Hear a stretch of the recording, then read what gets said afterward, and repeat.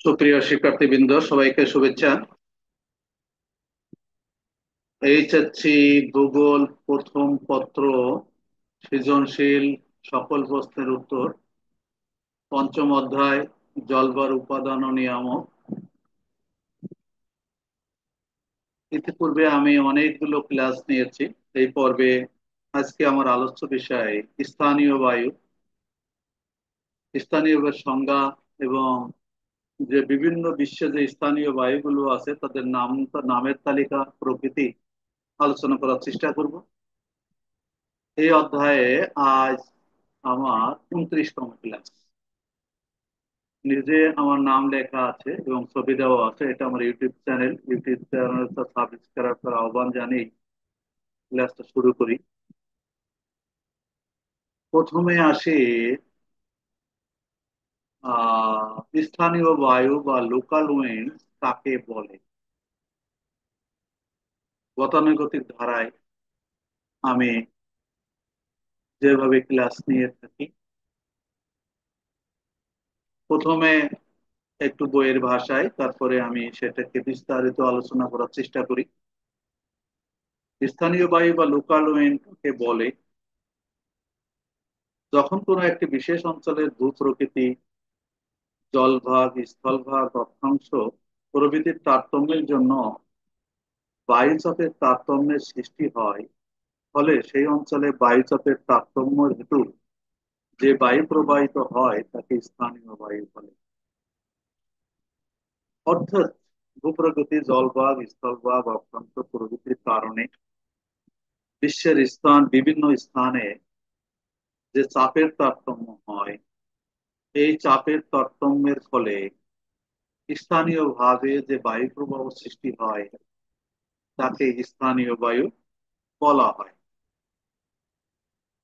এই স্থানীয় বায়ুকে আমরা প্রধানত দুইটা ভাগে ভাগ করতে পারি, একটা উষ্ণ স্থানীয় বায়ু আর একটা হচ্ছে শীতল স্থানীয় বায়ু।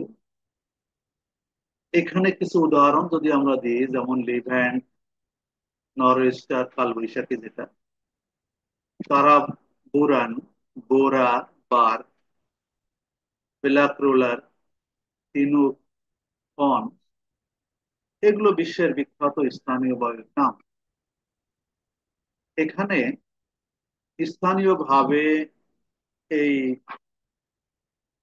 নামকরণ গুলো করা হয়েছে।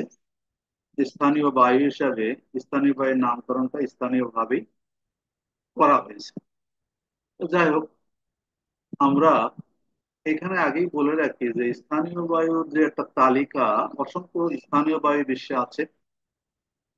সারা সমগ্র ভূপৃষ্ঠ, সমগ্র বিশ্বব্যাপী, সমগ্র ভূপৃষ্ঠব্যাপী এর উপরে যে স্থানীয় বায়ুগুলো আছে তার সব নাম না হলেও গুরুত্বপূর্ণ কিছু নামের তালিকা আমি এখানে দেওয়ার চেষ্টা করি। যাই হোক, প্রথমে আমরা এখানে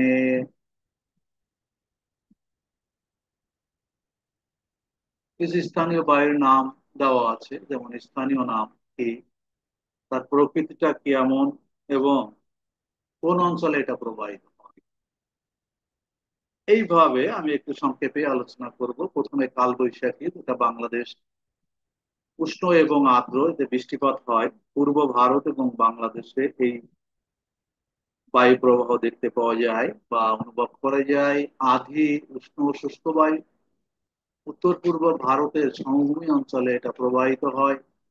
লো উষ্ণ এবং শুষ্ক, উত্তর পশ্চিম ভারতে এটা দেখতে মানে প্রবাহিত হয়।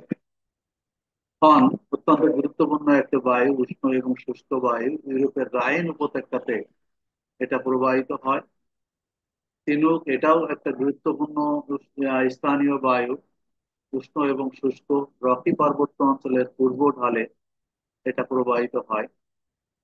হামসিন, এটা উষ্ণ এবং শুষ্ক বায়ু, ইজিপ্ট বা মিশরে এটা প্রবাহিত হয়। সিরক্কো উষ্ণ এবং আর্দ্র, সাহারা থেকে ভূমধ্য সাগরের দিকে সিসিলিতে এটা প্রবাহিত হয়।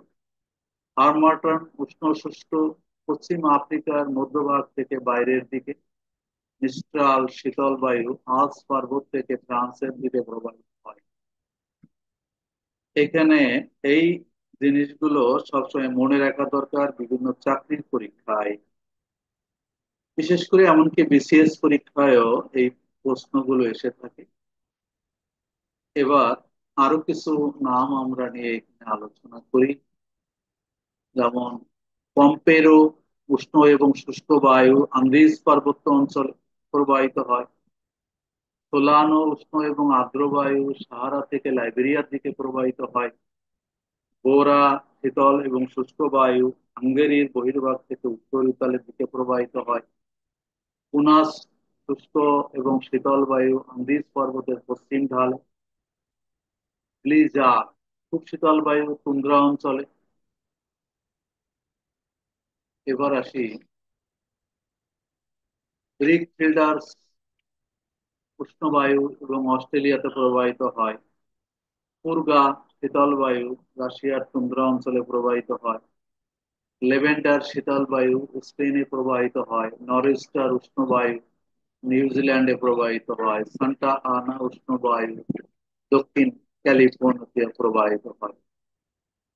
যাই হোক, আমরা গুরুত্বপূর্ণ কিছু স্থানীয় বায়ু সম্পর্কে আলোচনা করলাম। এরপরে আমরা প্রত্যেকটা আলাদা আলাদা কিছু গুরুত্বপূর্ণ স্থানীয় বায়ু নিয়ে আলোচনা করব।